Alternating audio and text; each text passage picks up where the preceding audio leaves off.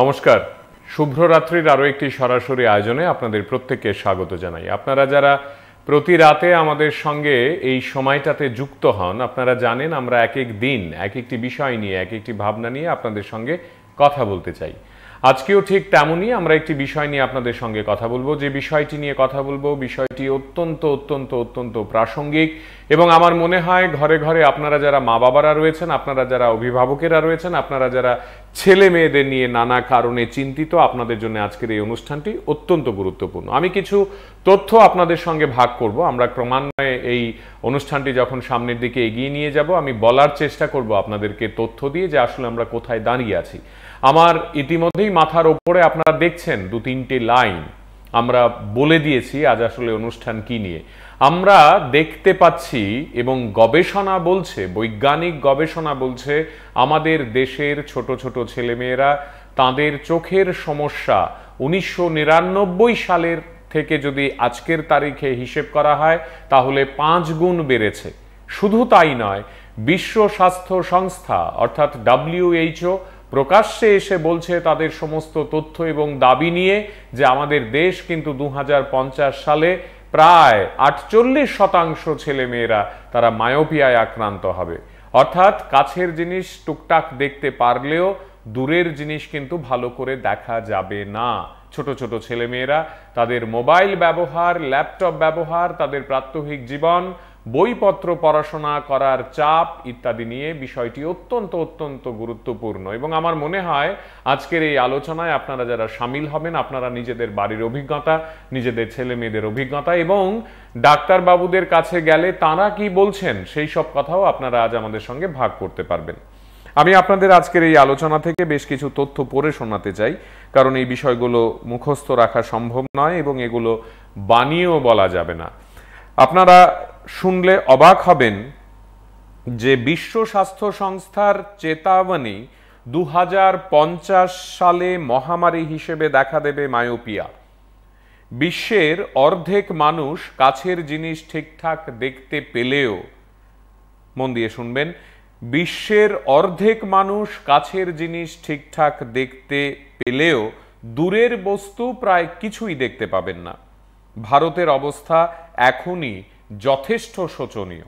কিভাবে?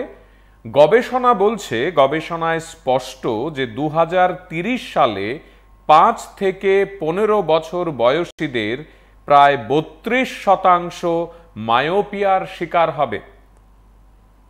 আরেকবার বলি আপনাদের, গবেষণা বলছে 2030 সালে 5 থেকে 15 বছর বয়সীদের 32% মায়োপিয়ার শিকার হবে। 2040 সালে সেই সংখ্যা বেড়ে হবে 40%। 2040 সালে সংখ্যাটা বেড়ে হবে 40% এবং 2050 সালে সেটা বেড়ে হবে প্রায় 48.10%। এই রকম একটি অবস্থানে আমরা আজকে এই বিষয়টি নিয়ে কথা বলছি এবং আমরা অত্যন্ত গুরুত্ব সহকারে আপনাদের প্রত্যেককে বলতে চাইছি যে আপনাদের বাড়ির ছেলে মেয়েদের এখন থেকেই বিষয়গুলো নিয়ে কথাবার্তা বলার চেষ্টা করুন, তাদেরকে বোঝানোর চেষ্টা করুন এবং সত্যি অর্থেই তাদেরকে এই বার্তাটা দেওয়ার চেষ্টা করুন যে আপনারা এই জিনিসগুলো জানছেন এবং এগুলো নিয়ে আপনারাও কথা বলতে চান। আমাদের সঙ্গে এক বন্ধু আছেন, সঙ্গে কথা বলবো। কে আছেন? নমস্কার।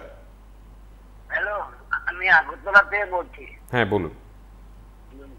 দেখুন, আমি অনেক বাড়িতে যাই, আমি দেখেছি যে আপনি যেটা বললেন এটা আমি ওয়েবসাইটেও দেখেছি, এই সমীক্ষাটা বেরিয়েছে যে আগামী দিনে বাচ্চাদের মানে কি তারা বড় হবে, চোখে দেখতে পারবে না, এরকম অভ্যস্ত হয়ে গেছে।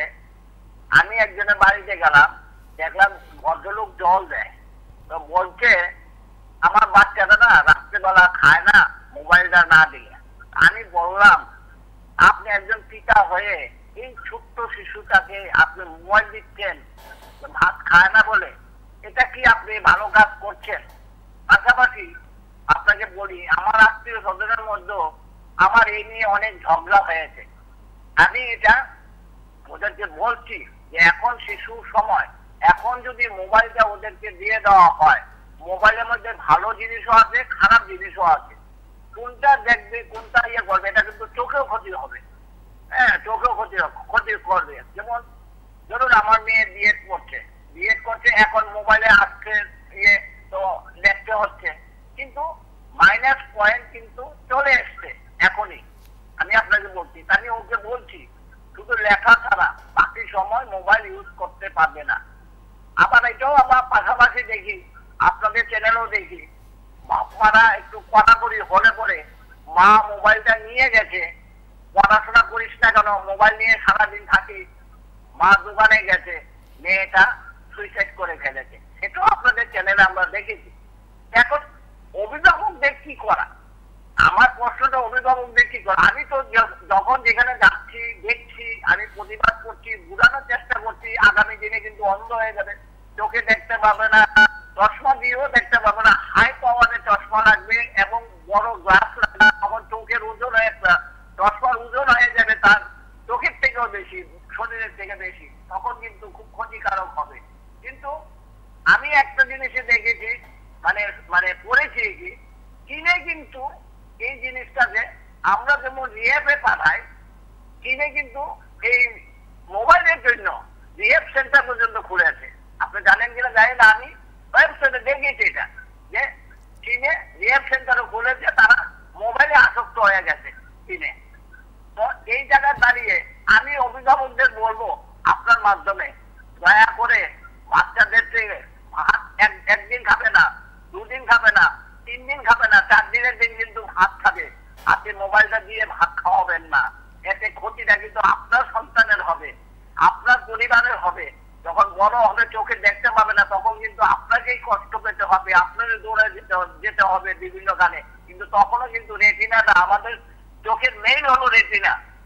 রেটিনা যদি নষ্ট হয়ে যায়, আপনি কোটি টাকা খরচ করেও আপনি রেটিনাকে পাল্টাতে পারবেন না, রেটিনাকে ঠিক করতে পারবেন না। সেই জায়গায় দাঁড়িয়ে আপনি একটু সুন্দরভাবে উপস্থাপন করুন গার্জিয়ানদের প্রতি।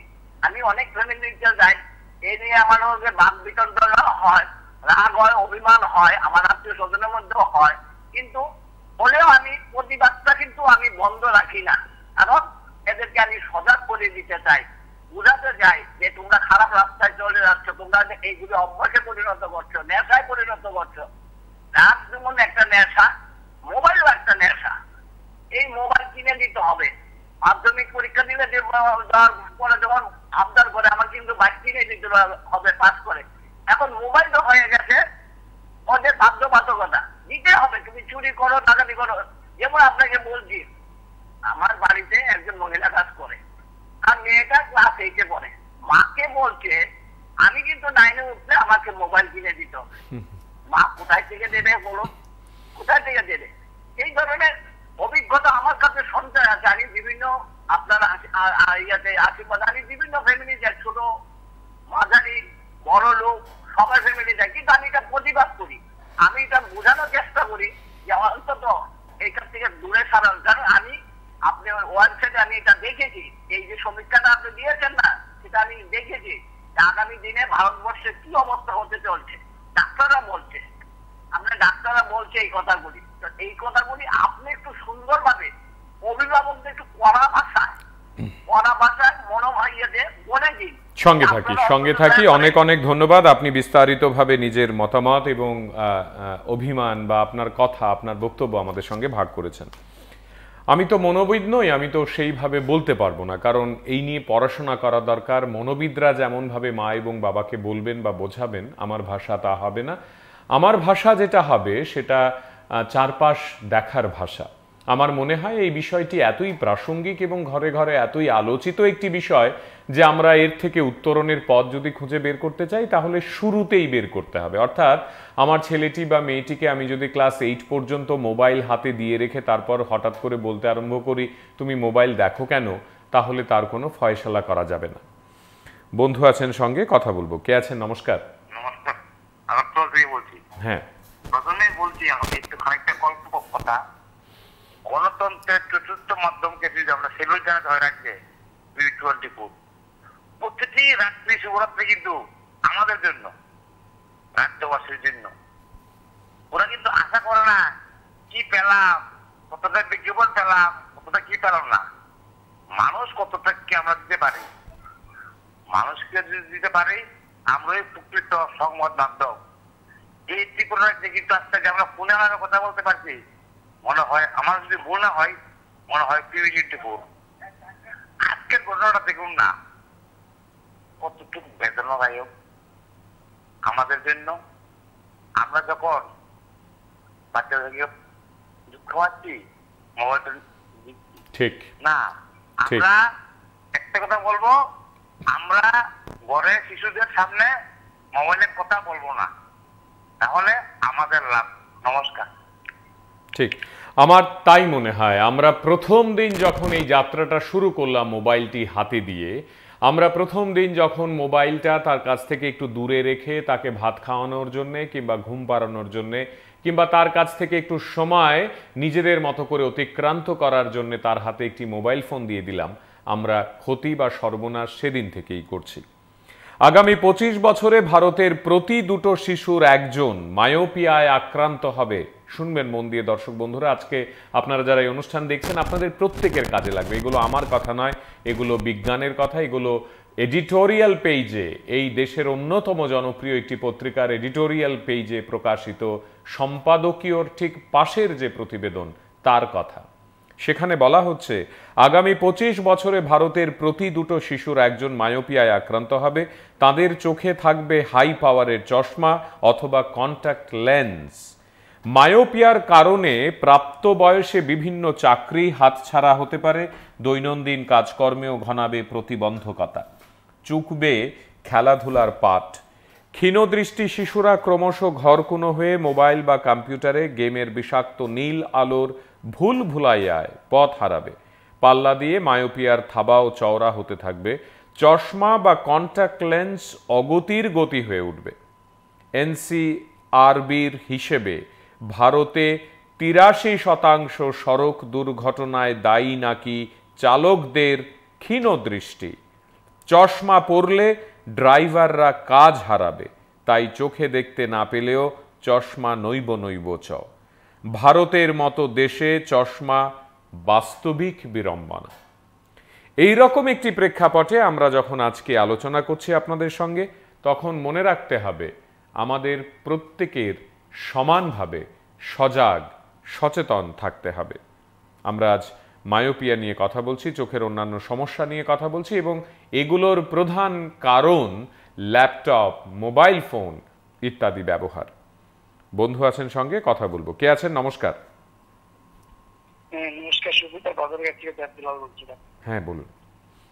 বলছিলাম দাদা, মোবাইল, ল্যাপটপ যাই কিছু আজকের থেকে আমাদের শিশুরা যদি 5 গুণ চোখে কম দেখতে পায়, তার জন্য দায়ী থাকবো আমরা গার্জিয়ানরা, আমরা মা বাবা, মামা মামি, কাকা কাকি। কারণ 0 থেকে 8 অব্দি আমার ঘরেও, মানে আমার ভাতিজার হোক, ভাগ্নির হোক, ভাগিনার হোক, কিছু নাতি নাতনি আছে। ওদের মা, মানে আমার সম্পর্ক হয় বৌমা। দেখি কোথাও যাবে বিউটি পার্লারে, ছেলেকে মোবাইলটা দিয়ে গেল, মানে আমার নাতনিকে। ওই ভাত খাওয়াতে যাবে, কি একটা টিভির মধ্যে কার্টুন চ্যানেল আছে, টিভির সামনে বসিয়ে দেবে। সেই করে মা শিশুকে, মানে 1 থেকে 1.5, 3 বছর, 4 বছর, এখন অব্দি 8 বছরের শিশু 3-4টা আছে আমার বাড়ি। আমরা যখন বলি মা রাগ হয়ে যায়, অনেক সময় বলি, অনেক সময় মনের দিকে তাকিয়ে বলতেও পারি না। কিন্তু ওদের ভবিষ্যৎ কিন্তু নষ্ট করছে ওদের মা বাবাই। আমি আপনাকে বলি, অনেক সময় আপনারা সাংবাদিকরা বা বলে থাকেন যে ছেলেকে বাইকের চাবি নয়, মেয়েকে মোবাইল নয়। একটা উপদেশ দেন, ছেলেকে বাইকের চাবি নয়। বাইকের চাবিটা দিলে ছেলেকে সে ওদিকে ওদিকে ঘুরবে, নষ্ট হয়ে যাবে। আর মেয়েকে এত তাড়াতাড়ি মোবাইল। আমি জানি না, হয়তো বা এটা গর্ব করে বলতে পারছি কিনা, আমার এক ছেলে আজ অব্দি, আমার 2 বাইক আছে, আজ অব্দি আমার কাছে বাইকের চাবি চাইনি। ও যেখানে যাবে আমাকে বলবে, আমি চালাবো, সে আমার পেছনেই বসে থাকবে। এইটুকুই আপনাকে বলা। কারণ আমি যদি চাই আমার ছেলেকে আমি বাইক দেবো না, সেটা আমারই ডিটারমেন্ট থাকতে হবে। একদম একদম ঠিক বলেছেন। আমারও তাই মনে হয়। এবং আপনাদের কি মনে হয় আপনারা ভাগ করতে পারেন। আপনাদের কাছে যদি কোনো ভালো সাজেশন থাকে, আপনারা যদি কোনো ভালো বক্তব্য বলতে চান যেটা অন্যান্যরা ফলো করতে পারে, যেটা আপনাদের মাধ্যমে বৃহত্তর দর্শক তাদের জীবনে বা ব্যক্তিগত পারিবারিক জীবনে উপকারে আসতে পারে, তাহলে তাদেরই লাভ, আপনাদেরও লাভ। আমাদের আজকের এই আলোচনার মূল বিষয়ে আরেকবার বলি আপনাদের যে মায়োপিয়া তো সাধারণত শৈশবেই হানা দেয়। মায়োপিয়ায় আলোকরশ্মি চোখের রেটিনায় ঠিকমতো প্রতিফলিত না হওয়ার কাছের বস্তু স্বচ্ছন্দে দেখা গেলেও দূরের বস্তু আবছা দেখায়। প্রকৃতপক্ষে মায়োপিয়া এক ধরনের রিফ্র্যাক্টিভ এরর। সত্তর চিকিৎসা শুরু না হলে মায়োপিয়া ডেকে আনতেই পারে গ্লুকোমা বা অকাল অন্ধত্ব। ভারতে 1999 সালে শহুরে শিশুদের মাত্র 4.4% মায়োপিয়ায় ভুগত। 2019 সালে মায়োপিয়ায় ভোগা শিশুর সংখ্যা 5 গুণ বেড়ে হল প্রায় 22%। প্রথমে ভাবা হয়েছিল মায়োপিয়া শহরের শিশুদের রোগ। সাম্প্রতিক গবেষণায় দেখা যাচ্ছে গ্রামেও সমান তালে বাড়ছে মায়োপিয়া। ভারতে জনসংখ্যার 50% বয়স 25-এর নিচে। তারাই যদি ক্ষীণদৃষ্টি হয়ে পড়তে থাকে তবে তাদের কাঁধে ভর করে বিশ্বের তৃতীয় বৃহত্তম অর্থনীতি হওয়ার দৌড়ে কিভাবে সামিল হব আমরা? শুধু অর্থনীতির মুখ থুবড়ে পড়াই নয়, জনস্বাস্থ্যেরও বিপুল বোঝা এই মায়োপিয়া। আমরা বুঝব কবে? দক্ষিণ পশ্চিমের রাজ্যগুলো ছাড়া মায়োপিয়ার সঠিক পরিসংখ্যান সারা ভারতেই অমিল। আমাদের রাজ্যেও তাই।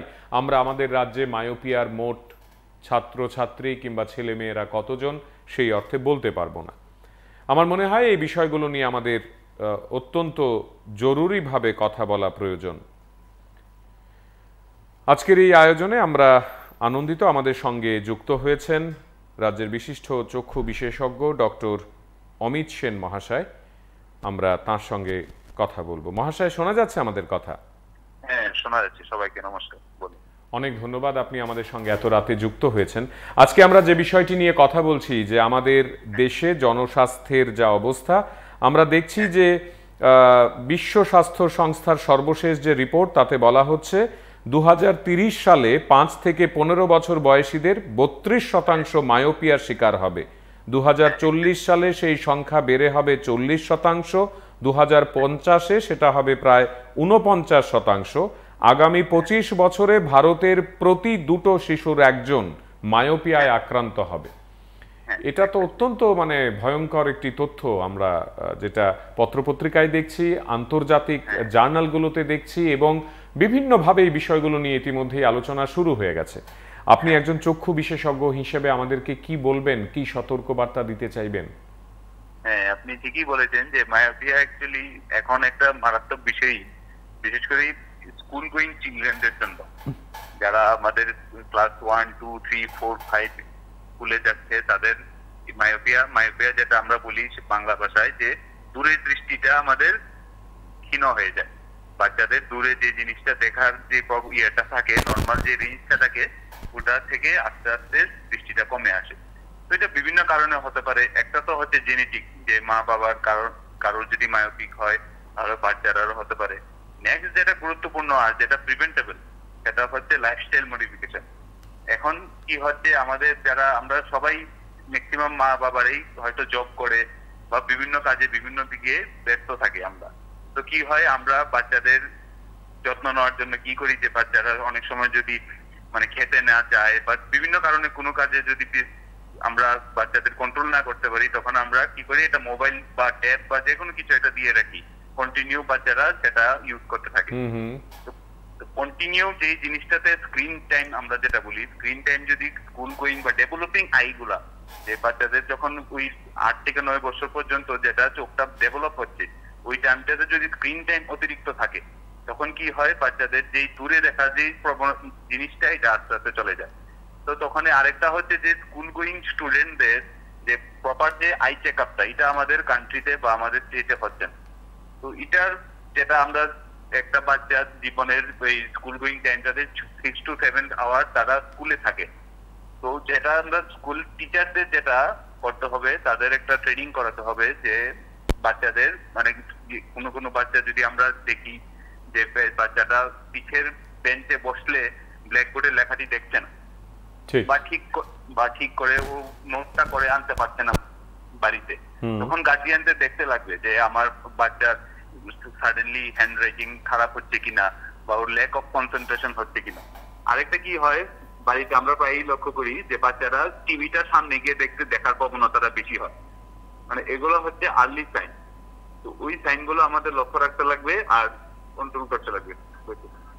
আপনি ডক্টর অমিত বাবু যদি আমাদেরকে একটু বলেন, আপনি যেহেতু নিজে প্রত্যেকদিন রোগীদেরকে দেখেন, কাছ থেকে তাদের সঙ্গে কথা বলেন এবং তাদেরকে নিয়ে চর্চা করেন, আপনি কি দেখছেন মানে আমাদের আগরতলা বা আমাদের রাজ্যের ট্রেন্ড কোন দিকে? ছোট ছোট ছেলে মেয়েরা তাদের ভিড় কি চেম্বারে হয় আপনার কাছে? তারা আসে প্রচুর। আমরা যদি এখনো আমরা কোন একটা স্কুলে গিয়ে র্যান্ডম যদি স্ক্রিনিং করি, অ্যাটলিস্ট 30 to 40% বাচ্চা আমরা পাবো যে মায়োপিক বা আর্লি মায়োপিয়ার চেঞ্জেস দেখা যাচ্ছে বা এরকম প্রবণতার দিকে বাচ্চারা যাচ্ছে। এটা আমরা এখনো যদি 30 to 40% আমরা স্ক্রিন করলে র্যান্ডমলি পাই। ইভেন চেম্বারে ওপিডিতে এরকম অহরহ বাচ্চা আছে। আর সব থেকে প্রবলেম সেটা হচ্ছে মায়োপিয়ার পরের স্টেজটা, যেটাকে আমরা বলি অ্যামব্লায়োপিয়া। তো যেই স্টেজে বাচ্চাটার অ্যামব্লায়োপিয়া হয়ে যাবে, ওখান থেকে মায়োপিয়া কারেকশন করাটা মুশকিল।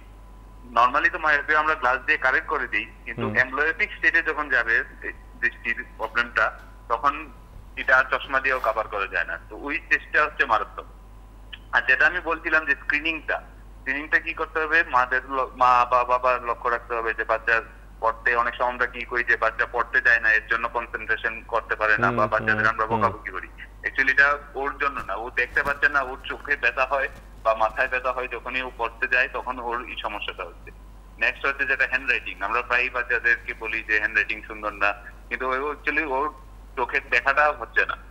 প্লাস যেটা আরেকটা বাচ্চাদেরকে মোটিভেট করতে হবে বা স্কুল টিচারদের বলতে হবে যে শিফটিং অফ মানে বেঞ্চ গুলো শিফট করতে হবে। প্রত্যেকদিন বাচ্চাদের মোটিভেট করতে হবে যে আজকে যে বাচ্চারা ফার্স্ট বেঞ্চে বসছে, কালকে তারা লাস্ট বেঞ্চে বসতে হবে। তাহলে টিচাররা বা গার্জিয়ানরা কি লক্ষ্য করতে পারবে যে না, লাস্ট বেঞ্চে যখন আমার বাচ্চাটা বসছে তো হ্যান্ড রাইটিং বা ও নোটটা করতে পারছে না, তখনই এগুলা ধরা পড়বে আর কি। ঠিক। আরেকটা বিষয় যেটা জানতে চাইবো আপনাদের কাছে, যে এই বিষয়টা ধরুন কোনো অভিভাবক তারা বাড়িতে বুঝতে পারলেন, তারা তো অবশ্যই ডাক্তারের কাছে যাবেন, তারা ওষুধ নেবেন, তারা ফিরে আসবেন, হয়তো বা বাচ্চাটি চশমাও পাবে, কিন্তু আমরা বলি না যে আফটার কেয়ার, মানে এই জিনিসটা হয়ে যাওয়ার পরে তারপরে কি করতে হবে বাবা মায়ের? তারা কি আর টিভি দেখবে না? তারা কি আর মোবাইল ফোন ঘাঁটবে না কখনো? হ্যাঁ, যখন টিচার বা গার্জিয়ানরা লক্ষ্য করবে যে এরকম প্রবণতা দেখে, তখন তো ইমিডিয়েটলি ডক্টর, আই স্পেশালিস্ট বা কোথাও যেখানে অ্যাভেলেবল আছে যেতে হবে। তখন আমরা কি করি, একটা পাওয়ার টেস্ট করি আমরা। তো পাওয়ার টেস্ট করলে অনেক সময় কি বলি যে আমরা ধরেন -0.25, -1 বা -2 পাওয়ার লিখি। তখন একটা কি হয়, অনেক গার্জিয়ানদের প্রবণতা থাকে যে এই ছোট বয়সে আমরা যদি চশমা পরি তাহলে এটা আর চোখ ঠিক হবে না। তো কি করে গার্জিয়ানরা অনেক সময় চশমা পড়তে চায় না, বা বাচ্চাদের বলবে যে না স্যার ড্রপ দিয়ে দিন, কোনো ভিটামিন একটা ওষুধ দিয়ে দিন, বা লোকাল কোথাও একটা দোকান থেকে ওষুধ নিয়ে আসে। তো ওই ক্ষেত্রে কি হয়, যে পাওয়ারটা আমরা চশমা দিয়ে কারেক্ট করা যেতে পারতো, ওই পাওয়ারটাও আস্তে আস্তে ঠিক নষ্ট হয়ে যায়। তখন চোখটা অ্যামব্লায়োপিক স্টেজে চলে যায়। তো তখনই আমাদের সমস্যা হয়, তখন একটা স্টেজ চলে আসে যেখানে আর চশমা দিয়েও কাজ করে না। ওই টাইমটাতে গার্জিয়ানরা তখন আবার আসে যে স্যার এখন আমাদের চশমা দিন, ও তো কিছুই দেখে না। তো ওই জিনিসটার লক্ষ্য রাখতে লাগবে। আর আরেকটা যেটা হচ্ছে 20-20-20 রুল একটা আছে আমাদের, যখনই বাচ্চারা বা এখন তো সিচুয়েশনাল চেঞ্জ হয়ে গেছে, এখন ল্যাব, ট্যাবলেট আর মোবাইলে অনেক পড়াশোনা করতে হয়।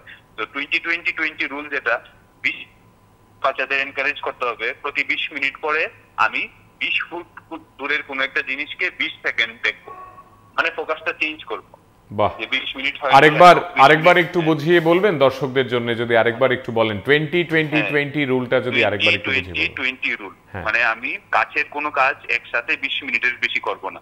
20 মিনিট পরে কি করব, আমি 20 ফুট কোনো একটা দূরের অবজেক্টকে 20 সেকেন্ড দেখব। বাহ, মানে আমি যদি উদাহরণ হিসেবে বলি যে আমি টানা 20 মিনিট পড়াশোনা করলাম, তারপর আমি 20 সেকেন্ডের জন্য আকাশ দেখতে পারি বা দূরের গাছ কোথাও একটা দেখতে পারি। দূরে কোথাও আমি ফোকাসটা চেঞ্জ করব, আমি ছাদের দিকে চেয়ে থাকলাম, আমি একটু বাইরে গেলাম, বাইরে গিয়ে আমি গাছের দিকে চেয়ে থাকলাম, জাস্ট 20 সেকেন্ড। এরপর আবার এজ ইউজুয়াল আমি করব। তো এই হ্যাবিটটা যদি আমরা করি, যে স্ট্রেস ফ্যাক্টরটা, যে ড্রাইনেস অফ আই ফ্যাক্টরটা, ওইটা আস্তে আস্তে থাকবে না। এর সঙ্গে বাচ্চাদেরকে হ্যাবিট করানো যায়। ঠিক, ডক্টর অমিত, আরেকটা বিষয় যদি আপনার কাছ থেকে জানতে পারি আমরা, যে এই যে আপনি বলছেন এত সুন্দর করে বিষয়গুলো, আমি যদি একটু খাবার দাবারের কথা আপনার কাছে জানতে চাই, যে অভিভাবকরা তো এটা নিয়ে টেন্স থাকে যে আমি চোখের জন্য কি খাওয়াবো, আমি আমার ছেলেটাকে কি খাওয়াবো, মেয়েটাকে কি খাওয়াবো, সে স্কুলে যাবে কি খাবে, এই বিষয়টা নিয়ে একটু গাইড করবেন আমাদের বা দর্শকদের যারা শুনছেন। এক্স্যাক্টলি হচ্ছে আমাদের যেটা ইমিউনাইজেশন গাইডলাইন আছে, 10 বছর পর্যন্ত যা যা টিকা আছে, টিকার মধ্যে যে আছে ভিটামিন এ সিরাপ বা ভিটামিন এ ইনজেকশন যা আছে এগুলো তো চলবেই। সাথে যেটা গ্রোয়িং চিলড্রেনদের আমাদের যেটা করতে হবে, ফাস্ট ফুড কম খাওয়াতে হবে, আর গ্রিন ভেজিটেবল যতটুকু সম্ভব ততটুকু দিতে হবে, আর ভিটামিন এ জাতীয় খাবার যেরকম গাজর বলা যায়, ক্যারট, শসা, তারপরে যে কোনো ফ্রুট, সিজনাল ফ্রুটস খেতে হবে। এগুলো যদি আমরা নর্মাল খাই, আর আমরা তো এজ ইউজুয়াল যা গ্রিন ভেজিটেবল আছে কালারফুল, এখন অ্যাকচুয়ালি বলে গ্রিন ভেজিটেবল বলা হয় না, colourful vegetable, varieties colour of vegetable বাচ্চাদের দিতে হবে। আর এক্সট্রা এরকম কিছু অনেকে মনে করে যে না আমি একটা ভিটামিন দিয়ে দেবো বা ভিটামিন সিরাপ একটা দিয়ে দেবো, এগুলো সাপ্লিমেন্ট বা কেউ হরলিক্স বা এগুলো কোনো দরকার পড়ে না। অ্যাকচুয়ালি ন্যাচারালের ফুডে যে সব ভিটামিন আছে এটি এনাফ ফর আমাদের গ্রোয়িং চিলড্রেনদের জন্য। আলাদা কোনো সাপ্লিমেন্ট, অনেক সময় গার্জিয়ানরা বলছে যে স্যার একটা ভিটামিন ফাইল দিয়ে দেন, একটা হরলিক্স লিখে দেন, একটা বর্নভিটা লিখে দেন, এগুলো একটু দরকার হবে না। নর্মাল যদি আমরা নর্মাল ডায়েট ফুডটা আর ইমিউনাইজেশনটা ফলো করি তাহলে এটাই এনাফ ফর বেটার ভিশনের জন্য। ঠিক ঠিক, অনেক অনেক ধন্যবাদ। আপনি যদি অনুমতি করেন কোনো একদিন আপনাকে আমাদের স্টুডিওতে চাইবো, দর্শকরা সরাসরি আপনার সঙ্গে কথা বলতে পারবে, তারা হয়তো বা আপনার কাছ থেকে আরো অনেক বেশি কিছু জানতে চাইতে পারেন। আপনাকে অনেক কৃতজ্ঞতা ডক্টর অমিত, অনেক অনেক কৃতজ্ঞতা ডক্টর অমিত সেন। আমাদের আজকের এই আলোচনায় আপনারা শুনলেন একজন চিকিৎসক, তিনি তার মতো করে নিজের এই এত সুন্দর করে বিষয়গুলো বুঝিয়ে আমাদেরকে বললেন, এবং তিনি যা বললেন তার মোদ্দা কথা হলো যে আমরা যদি এখন থেকেই সজাগ সচেতন না হই, বাড়িতে মা বাবারা তারা যদি সত্যি অর্থেই বিষয়গুলো নিয়ে এখন থেকেই সচেতন না হন, তাহলে আগামী দিনে ভুগতে হবে আপনার ছেলে বা আপনার মেয়েটিকে। আজকের এই তারিখে দাঁড়িয়ে আমরা যখন এই আয়োজনটি করছি তখন মনে রাখতে হবে হয়তো বা আজ থেকে 10, 15, 20 বছর পরে আমরা কিন্তু সত্যি অর্থেই প্রতিদিন মায়োপিয়া নামক একটি বিষয় নিয়ে নিয়মিতভাবে কথা বলবো। আমাদের তথ্য তাই বলছে, গবেষণা তাই বলছে, শুধুমাত্র সরকারি বেসরকারি প্রতিষ্ঠান নয়, এমনকি আমাদের সারা বিশ্বকে নানা সময়ে নানাভাবে গাইড করে স্বাস্থ্য সম্পর্কিত নানা গবেষণা করে যে সংস্থাটি, সেই বিশ্ব স্বাস্থ্য সংস্থা অর্থাৎ WHO কিন্তু বলছে যে আমাদের হাতে খুব বেশি আর সময় নেই। বন্ধু আছেন সঙ্গে, একটু কথা বলার চেষ্টা করি। কে আছেন? নমস্কার। হ্যাঁ নমস্কার।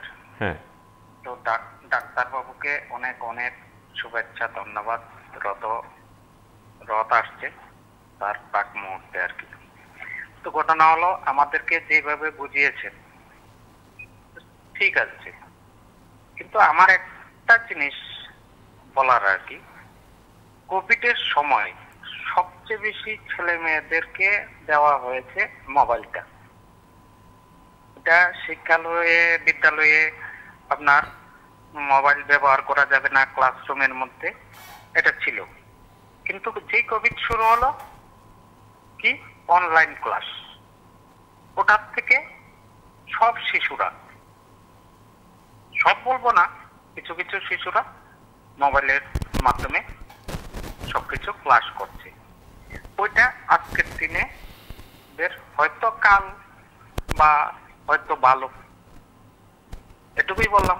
নমস্কার, ভালো থাকবেন, শুভরাত্রি। ঠিক, আপনি যেটা বলতে চাইছেন মোদ্দা কথা যদি হয় যে অনলাইন ক্লাসগুলোকে কমিয়ে আনতে হবে, ভালো তো, তাহলে ছেলে মেয়েকে নিয়মিতভাবে স্কুলে পাঠাতে হবে। মা এবং বাবারা যারা দুটো কাজই সমানভাবে তো চাইতে পারেন না, মা বাবারা যেটা করেন নিয়মিতভাবে প্রায়শই দেখতে পাই যেটা চারপাশে, আমি তো বলতে পারবো না যে এটা সবাই করেন বা কেউই আমরা বলতে পারবো না, বিষয়গুলো খুব আপেক্ষিক। কিন্তু অনেক মা বাবাই চান তার ছেলে মেয়েটি বাড়িতে থাকুক এবং পড়াশোনা করুক, অনলাইনে পড়ুক, টিউশনটা ইউটিউবে করে নিক, লাইভ ক্লাস করে নিক ইত্যাদি। তখন চোখের ব্যারাম ঘটবে, কি আর করা যাবে। কিন্তু একইভাবে আমরা যদি একটু যত্নবান হই, আমরা যদি ছেলে বা মেয়েটিকে স্কুলেও পাঠাই, আবার প্রপোর্শনেটলি তাকে যদি মোবাইল হাতে দিই, তাহলে বোধহয় খুব একটা আপত্তিকর কিছু হবে না। কিন্তু দেখা যায় যেটা দিনের প্রায় 12 ঘন্টা, 13 ঘন্টা, 10 ঘন্টা, 8 ঘন্টা, 9 ঘন্টা সময় আমরা মোবাইলে নানা কিছু দেখতে অভ্যস্ত হয়ে গেছি। সামাজিক মাধ্যম থেকে শুরু করে, ক্রিকেট খেলা থেকে শুরু করে, রাত্রিবেলায় ফুটবল, নানা বিষয়, সিনেমা, দিন রাত, গান, লাইভ ভিডিও ইত্যাদি খবর সবই তো মোবাইল ফোন বা ল্যাপটপে। এই জায়গাটিতে আমরা কিভাবে নিজেকে কাউন্সেলিং করব, কিভাবে নিজেকে সেই জায়গা থেকে সরিয়ে নেব, কতটা আমার প্রয়োজনের, কতটা অপ্রয়োজনের, কতটা সময় আমি ব্যয় করব, এই সিদ্ধান্তগুলো, এই বিষয়গুলো, এই ভাবনাগুলো আমাকে, আপনাকে, আমাদেরই তো ভাবতে হবে।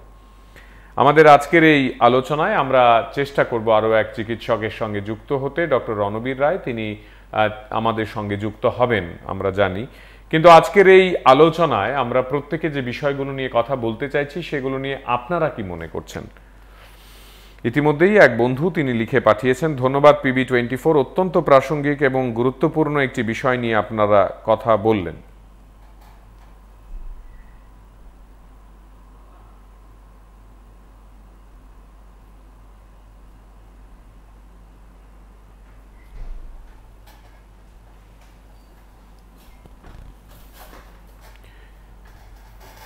PB24 এর রাতকালীন এই আয়োজনে আরেক বন্ধু তিনি আমাদের লিখে পাঠিয়েছেন, ধন্যবাদ শুভরাত্রির আজকের এই আয়োজনটিকে। আপনারা ডক্টর অমিত সেনকে এনে যে কথাগুলো বলিয়েছেন সেগুলো যদি স্টুডিওতে বলান তাহলে আমাদের আরো অনেক প্রশ্ন আছে যেগুলো আমরা করতে পারবো। বাহ, অনেক ধন্যবাদ। আমরা তো বলেছি যে আমরা চেষ্টা করব এবং আমরা সত্যি অর্থেই চেষ্টা করব। আমরা অনুরোধ করব ডক্টর সেনকে, তিনি যদি রাজি হন তাহলে নিঃসন্দেহে আমরা এই নিয়ে কাজ করতে পারবো।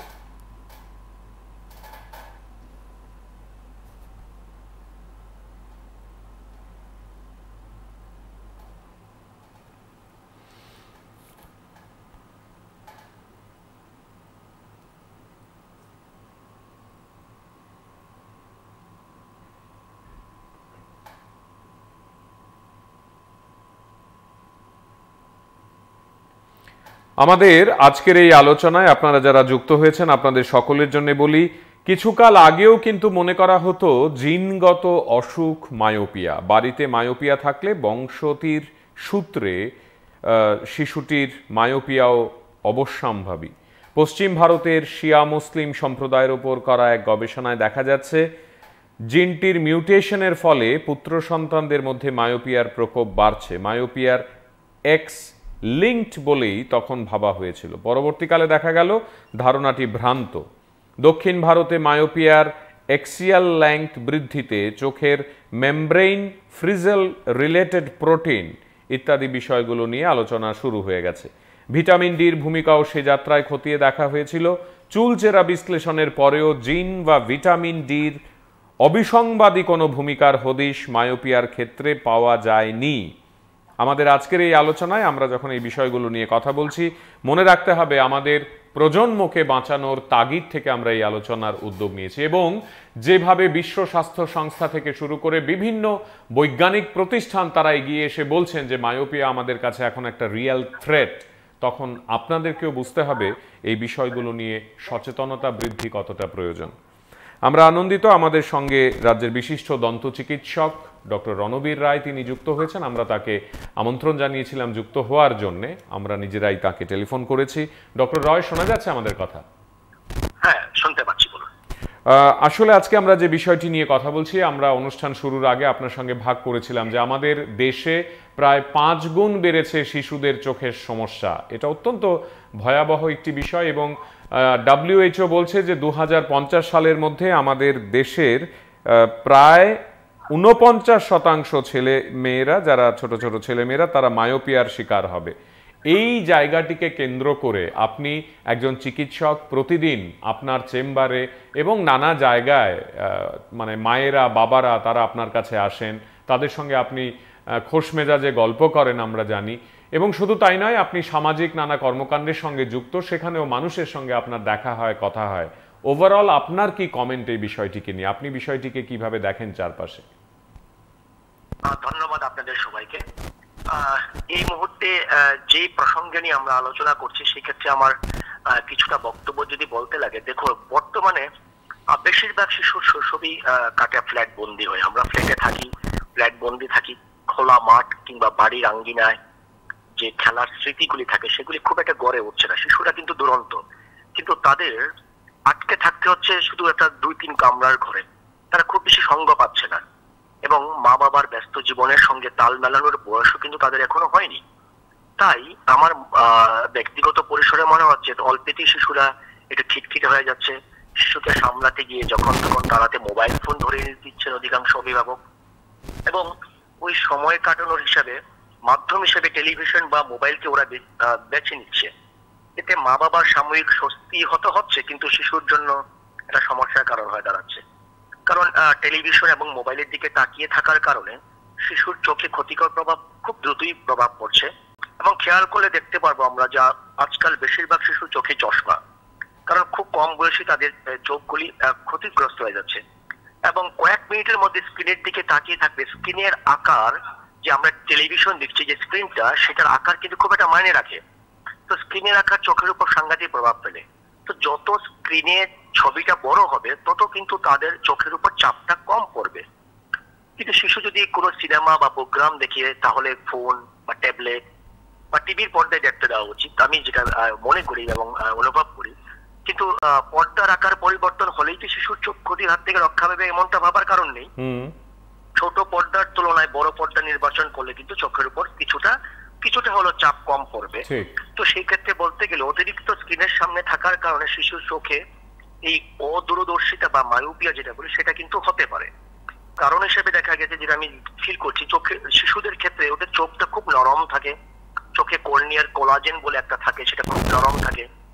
যখনই শিশুরা এই গ্যাজেটগুলি ব্যবহার করে, তারা তাদের চোখ ঠিক মতো যেটা পলক যেটা বলে পলক ফেলতে পারে না। তো ফলে রিফ্লেকশন, যেটা প্রতিসরণ সূচক বলে একটা থাকে, যেটা রিফ্লেকশন ইন্ডেক্স আমরা বলি, সেটা কম থাকা সত্ত্বেও তারা কিন্তু দীর্ঘক্ষণ টিভি বা স্ক্রিন দেখার জন্য তাদের চোখকে ইউজ করে বা ব্যবহার করে, ফলে অনেকটা চাপ পড়ে যায়। তো সেই ক্ষেত্রে শিশুদের যখন এই ধরনের সমস্যাগুলি হয়, সঙ্গে সঙ্গে কোনো চক্ষু বিশেষজ্ঞের কাছে দেখানো উচিত। এবং পাশাপাশি যেটা দেখা গেছে যে 3 বছরের কম যে শিশুরা থাকে, ওরা প্রায় সময় দেখা গেছে শুধু মোবাইল বা গ্যাজেট করে যখন ইউজ করে, ওরা হেডফোনও ব্যবহার করে। তো এর ক্ষেত্রে কিন্তু হেডফোন ব্যবহার করে ভলিউমটা কিন্তু তারা কন্ট্রোল করতে পারে না। সেটাকে কমিয়ে দেওয়া, বাড়িয়ে দেওয়া, সেটার উপর কতটুকু প্রভাব চোখের মধ্যে পড়ে বা মস্তিষ্কে পড়ে, সেটা সম্পর্কে আমরা এতটুকু ওয়াকিবহাল না। তো ডিভাইসের ভলিউমটা যদি 50% বা দাম কম করে রাখা হয়, যদি রাখতেই হয়, ইউজ বা ব্যবহার করতে হয়, এতে কিন্তু শিশুর শুধু চোখ না, কানেরও কিন্তু ক্ষতি হওয়ার অনেকটা ভয় অনেকটা কমে যাবে। এছাড়া দেখো, একটানা দীর্ঘ সময় টিভি বা মোবাইলের ফোনের দিকে তাকিয়ে থাকলে চোখ অনেকটা ড্রাই, যেটা আমরা শুষ্ক বলি, শুষ্ক হয়ে যায়। ফলে ফর দ্য টাইম বিং কিছুটা সময়ের জন্য কিন্তু দৃষ্টিশক্তি অনেকটা ঝাপসা হয়ে যেতে পারে। টিভি বা গ্যাজেট এগুলি ব্যবহার করার সময় কিছুক্ষণ পর পর শিশুর চোখের পাতায় একবার করে কিন্তু এটা মেসেজ আমরা বলি উপরের দিকে, এটা হাত বুলিয়ে দেওয়া উচিত, হাত বুলিয়ে রাখা উচিত। তাতে কিন্তু ড্রাই চোখ, যেটা ড্রাই আইয়ের সমস্যাটা বাড়তে থাকলে এরকম আস্তে আস্তে চক্ষু বিশেষজ্ঞের পরামর্শ দেওয়া উচিত, কিছুটা ড্রপ ইউজ করা উচিত। এবং যদি কোনো সিনেমা প্রোগ্রাম দেখতেই লাগে, তাহলে ফোন বা ট্যাবলেটের পরিবর্তে আমি বলবো যে টিভির পর্দায় যাতে দেখে। তবে কেবল পর্দার আকার পরিবর্তন হলেই যে শিশুর চোখ ক্ষতির হাত থেকে রক্ষা পাবে তা না। ছোট পর্দার তুলনায় সবসময় এটা সায়েন্স বিজ্ঞান, বড় পর্দা নির্বাচন করলে কিন্তু চোখের উপর কিছুটা প্রভাব অনেকটা কমে যাবে।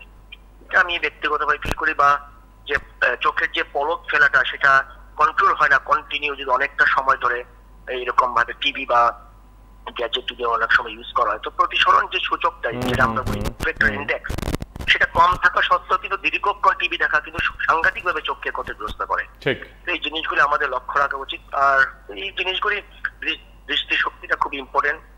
সন্তান যদি অতিরিক্ত স্ক্রিনের দিকে তাকিয়ে থাকে, মা বাবা লক্ষ্য রাখা উচিত। চক্ষু বিশেষজ্ঞের সঙ্গে পিরিয়ডিক্যাল চেক আপ প্রত্যেক 6 মাস অন্তত 1বার বা 2বার, সমস্যাটা না হলেও দেখে নেওয়া উচিত। আর অনেকটা সময় টিভি দেখার পরে তো মায়োপিয়া বা চোখের সমস্যা হতেই পারে। এবং আরেকটা কথা মাথায় রাখতে লাগে, শুধু তা না, শিশুর যেটা ওবেসিটি বলে, স্থূলতা বলে, সেই ক্ষেত্রে কিন্তু সাংঘাতিক ঝুঁকি বেড়ে যায়। তো অভিভাবকের উচিত শিশুর দিকে এই ক্ষেত্রে খেয়াল রাখা। আর চোখের নিচে ফুলে যাওয়া, বিভিন্ন ধরনের সমস্যা, তো চুলকানি বা অনেকটা ইচিং হয় অনেক সময়, তো তো সেগুলিকেও লক্ষ্য রাখা উচিত আমার। কি সুন্দর করে বললেন, কি সুন্দর করে বললেন। আমরা ঠিক এমনটাই আপনার কাছ থেকে শুনতে চাইছিলাম। আমাদের আজকের এই আলোচনায় আপনি অংশ নিলেন, অনেক অনেক ধন্যবাদ ডক্টর রায়, আপনাকে অনেক অনেক ধন্যবাদ।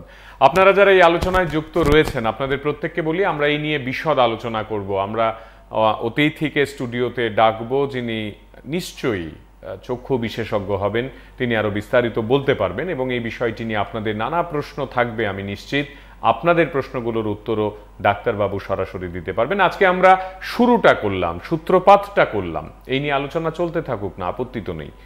আজ এ পর্যন্তই। ঘরে ঘরে সকলে যত্ন নেবেন, ছেলে মেয়েদের দেখে রাখবেন। এই বিষয়গুলো বিজ্ঞান যা বলছে, চারপাশে যা ঘটছে, সেগুলো নিয়ে চোখ কান খোলা রাখতে হবে আমাদের। ভালো থাকবেন সবাই। আগামীকাল আবার দেখা হবে নতুন কোনো বিষয়, নতুন কোনো ভাবনা নিয়ে। শুভরাত্রি।